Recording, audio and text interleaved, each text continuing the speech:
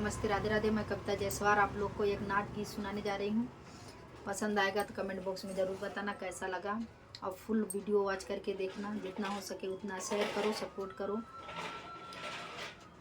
आना बोलाऊ तुह के बोलाई के छोड़ब, आना बोलाऊ तुह के बोलाई के छोड़ब,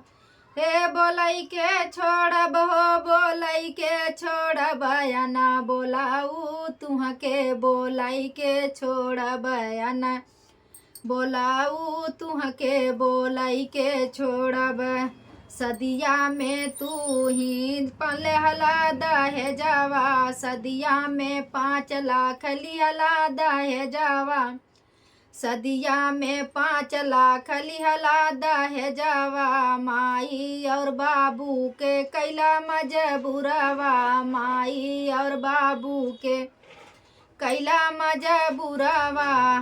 हमहू ना तो हर पीछा छोड़ब, ना बोलाऊ तुह के बोलाई के छोड़ब, ना बोलाऊ तुह के बोलाई के छोड़ब। हमहू से कबहू ना कैला तू बतिया, हमहू से कबहू ना कैला तू बतिया, भाभी से अपने हंसी हंसी बतियौला, भाभी से अपने हंसी हंसी बतियौला,